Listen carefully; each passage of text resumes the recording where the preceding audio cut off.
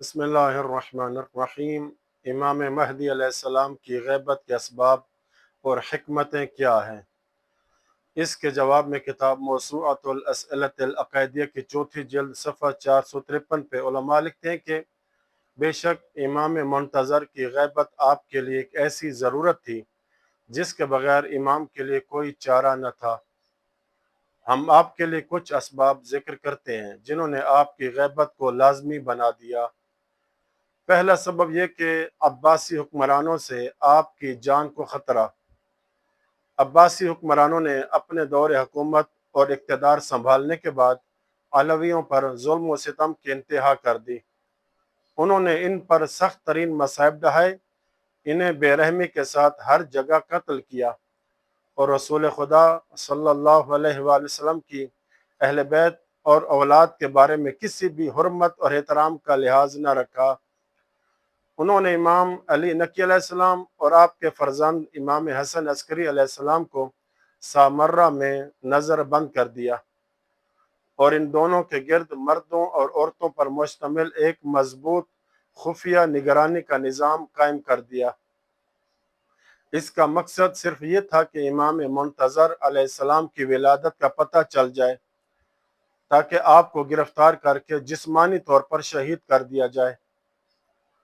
اس کی وجہ یہ تھی کہ رسول اکرم اور آپ کے اوصیاء یعنی ائمہ طاہرین علیہم السلام مسلسل اور متواتر روایات نقل ہوئی تھیں کہ امام مہدی علیہ السلام رسول خدا کے آخری خلیفہ ہوں گے۔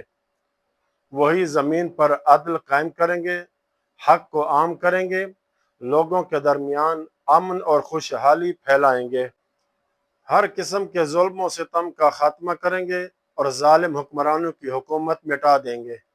یہی وجہ تھی کہ عباسی حکمرانوں نے آپ کے والد اور دادا دونوں پر سخت نگرانی قائم رکھی۔ پھر جب امام حسن عسکری علیہ السلام کی شہادت ہو گئی تو انہوں نے امام کے گھر کا محاصرہ کر لیا اور امام کی بعض خواتین کو بھی گرفتار کر لیا جن کے بارے میں انہیں گمان تھا کہ وہ حاملہ ہیں۔ پس یہی امام کے مخفی رہنے اور لوگوں کے سامنے ظاہر نہ ہونے کا بنیادی سبب ہے۔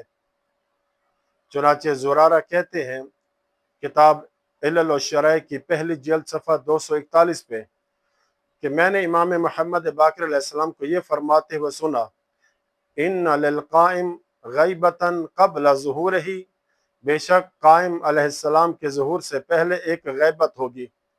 میں نے عرض کیا کیوں؟ تو امام علیہ السلام نے فرمایا یخاف، اس لیے کہ انہیں خوف ہوگا۔ تو امام علیہ السلام نے اپنے دست مبارک سے اپنے شکم کی طرف اشارہ فرمایا۔ زرارہ کہتے ہیں یعنی قتل کیے جانے کا خوف۔ اور شیخ توسی فرماتے ہیں امام علیہ السلام کے ظہور میں کوئی رکاوٹ ایسی نہیں جو انہیں ظاہر ہونے سے روکتی ہو سوائے اس کے کہ انہیں اپنی جان کے قتل کیے جانے کا خوف ہے، کیونکہ اگر اس کے علاوہ کوئی اور سبب ہوتا تو ان کے لیے پردہ غیبت اختیار کرنا جائز نہ ہوتا۔ یہ تھا پہلا سبب۔ دوسرا سبب یہ کہ امتحان اور آزمائش۔ امام علیہ السلام کی غیبت کی ایک اور وجہ بھی بیان کی گئی ہے اور وہ بندوں کا امتحان، ان کی آزمائش اور ان کے ایمان کو خالص کرنا ہے۔ چنانچہ امام جعفر صادق علیہ السلام سے روایت ہے کہ آپ نے فرمایا اما واللہ لیغیبن امامکم سنین من دہرکم۔ عبارت طویل ہے جس کا ترجمہ یہ ہے کہ اللہ کی قسم تمہارا امام ضرور تمہارے زمانے کے کئی برسوں تک غائب رہے گا اور تم ضرور آزمائے جاؤ گے، یہاں تک کہ کہا جائے گا کہ وہ وفات یا شہید ہو گئے ہیں یا معلوم نہیں کہ کس وادی میں چلے گئے ہیں۔ مومنوں کی آنکھیں ان پر روئیں گی اور تم اس طرح الٹ پلٹ کیے جاؤ گے جیسے سمندر کی موجوں میں کشتیاں الٹ پلٹ ہوتی ہیں۔ پس نجات نہیں پائے گا مگر وہ شخص جس سے اللہ نے عہد لے لیا ہو، اس کے دل میں ایمان ثبت کر دیا ہو اور اپنی طرف سے ایک روح کے ذریعے اس کی تائید فرمائی ہو۔ یہ حدیث کتاب الکافی کی پہلی جلد صفحہ 207 پہ موجود ہے۔ اور بے شک اللہ تعالیٰ کی اپنے بندوں کے بارے میں ہمیشہ سے یہی سنت رہی ہے کہ وہ ان کا امتحان اور آزمائش لیتا ہے تاکہ انہیں ان کے بہترین اعمال کا بدلہ عطا فرمائے، جیسا کہ اللہ فرماتا ہے قرآن مجید میں، الذی خلق الموت والحیات لیبلوکم ایکم احسن عملا، جس نے موت اور زندگی کو پیدا کیا تاکہ تمہیں آزمائے کہ تم میں سے عمل کے اعتبار سے کون زیادہ اچھا ہے۔ یہ آیت سورہ ملک کی آیت نمبر 2 میں موجود ہے۔ دوسرے مقام پر اللہ فرماتا ہے سورہ عنکبوت آیت 1 میں، احسب الناس ان یترکوا ان یقولوا آمنا وهم لا یفتنون، کیا لوگ یہ گمان کرتے ہیں کہ انہیں صرف اس بات پر چھوڑ دیا جائے گا کہ وہ کہیں ہم ایمان لے آئے اور ان کی آزمائش نہیں کی جائے گی؟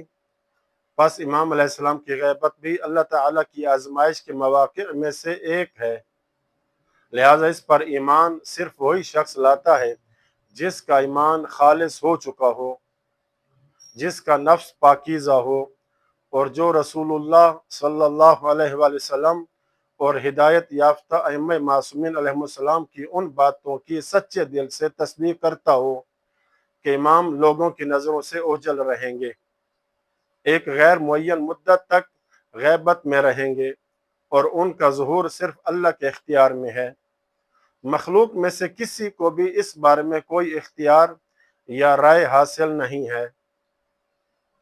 امام علیہ السلام کے ظہور کی مثال قیامت کی مانند ہے، وہ یقیناً آنے والی ہے، اس میں کوئی شک نہیں۔ تیسرا سبب یہ کہ غیبت اللہ تعالیٰ کے رازوں میں سے ایک راز ہے۔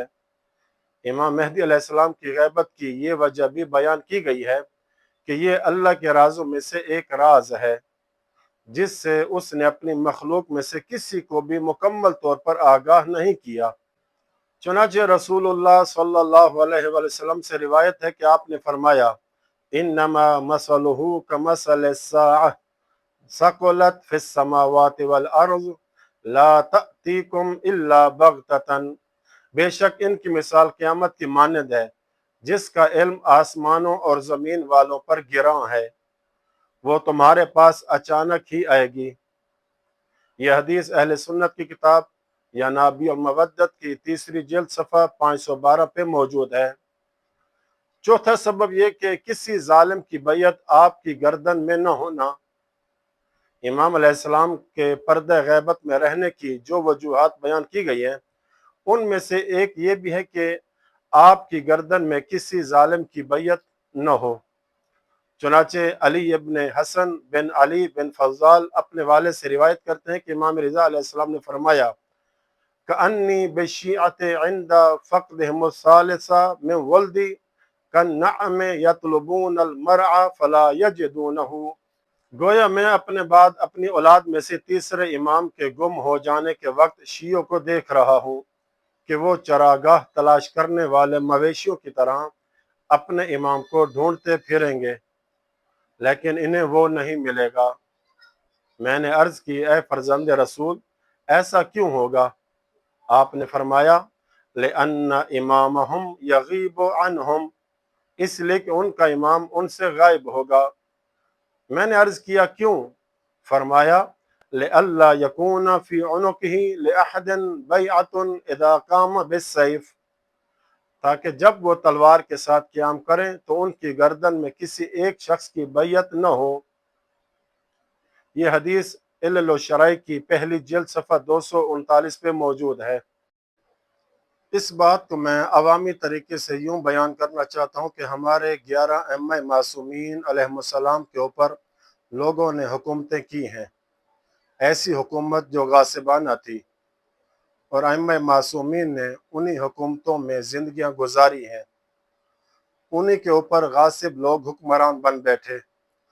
لیکن جب ہمارا 12واں امام یوسف زہرا امام مہدی علیہ السلام ظہور فرمائیں گے تو ان کے اوپر کسی کی حکومت نہیں ہوگی۔ اسی کتاب موسوعۃ الاسئلۃ العقائدیہ کے صفحہ 469 چوتھی جلد میں غیبت کے اور بھی اسباب علماء نے بیان کیے ہیں۔ ان میں ایک یہ کہ امام کے لیے مطلوبہ تعداد مخلص مددگار موجود نہیں ہیں، کیونکہ زیادہ تر وہ لوگ جو آپ کے ظہور کی آرزو کرتے ہیں یا اس چیز کے لیے دعا کرتے ہیں کہ در حقیقت اپنے آرام، آسائش، دنیاوی امن و سکون اور خوشحالی کی امید میں ایسا کرتے ہیں، جس کے حاصل ہونے کی مسلمان آپ کی سرپرستی اور ظہور کے زمانے میں توقع رکھتے ہیں۔ پس ایسے لوگ حقیقت میں اپنے لیے دعا کرتے ہیں۔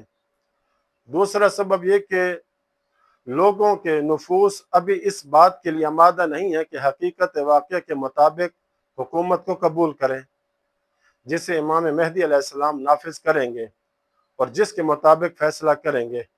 تیسرا سبب یہ کہ دنیا کے بیشتر ممالک میں خواہشات نفس اور فسق و فجور کے اہل زمام امور پر غالب ہیں، اور ایسے لوگوں کو اقتدار سے ہٹانے کے لیے ایسے پاکیزہ، نیک اور مطیع نفوس کی ضرورت ہے جو امام کی اس طرح اطاعت کریں جیسے انسان کے اعضاء و جوارح اس کی مرضی اور ارادے کے تابع ہوتے ہیں۔